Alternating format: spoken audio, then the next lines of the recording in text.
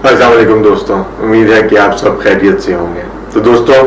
पहले हमने एक दिन बात की थी कि आप जब भी पब्लिक स्पीकिंग की ज़रूरत हो तो सबसे पहला पॉइंट ये होना चाहिए कि आपको अपनी ऑडियंस के बारे में एक जनरल आइडिया ज़रूर होना चाहिए।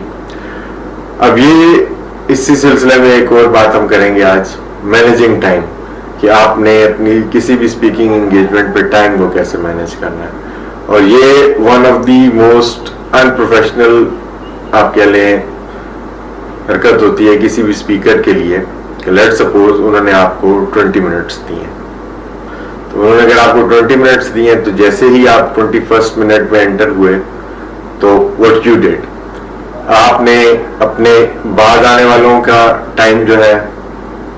You have started eating into their time, आपने उनके हिस्से का वक्त खाना शुरू कर दिया। ठीक हो गया। दूसरा ये कि जब भी आपको डेजिग्नेटेड टाइम मिला हुआ है तो मोर और लेस ऑडियंस को भी पता है कि यार इस बंदे के लिए इतना टाइम एलोकेट हुआ हो, तो अगर आप अपने गिवन टाइम में अपना काम पूरा नहीं कर सक रहे तो दूसरी बात इसमें क्या आ जाएगी कि आप अनप्रिपेयर्ड हैं। इस बात से इररिलेवेंट कि आप अपनी फील्ड में और जिस टॉपिक पे आप बोल रहे हैं you will be an authority, you can be an authority on it, लेकिन बात ये नहीं है।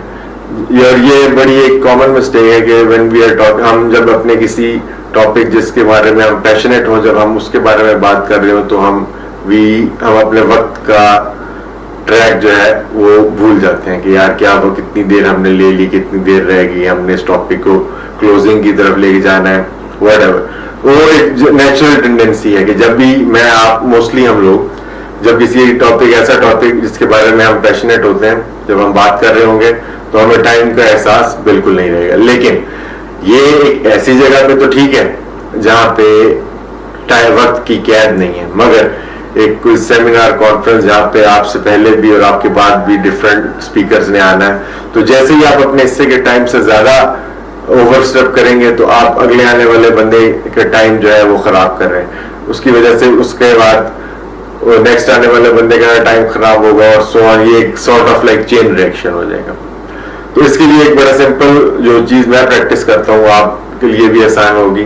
कि लेट सपोज आपको उन्होंने 30 मिनट्स दिए, तो जो मैं रूल यूज करता हूँ वो क्या है कि व्हाटएवर मुझे जितना टाइम एलोकेट किया गया है ना उसका 90% मैं अपनी जो भी स्पीकिंग एंगेजमेंट होगी वो उस 90% के हिसाब से प्लान करता हूँ। लेट सपोज कि अगर 1 आवर है तो 1 आवर का 90% 54 मिनट्स हो गया, आधा घंटा है तो 27 मिनट हो गया, 20 मिनट दिए गए तो 18 मिनट हो गए। इसका फायदा क्या होता है? इसका फायदा ये होता है कि एक तो आपको बीच में अगर लेट सपोज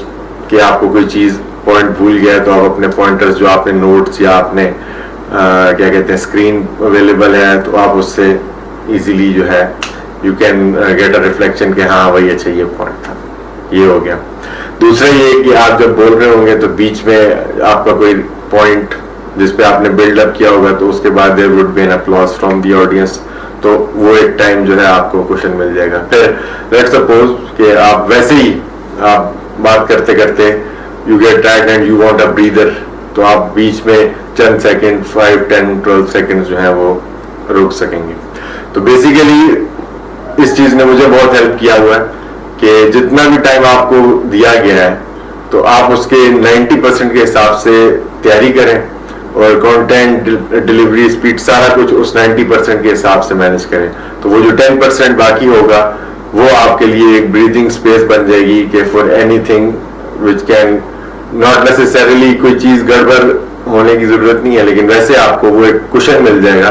ताकि आप अपने टाइम के ऊपर अपनी बात को कंक्लूड कर सकें। So hope yourselves, this is Evan Habib signing off. Pakistan Zindabad.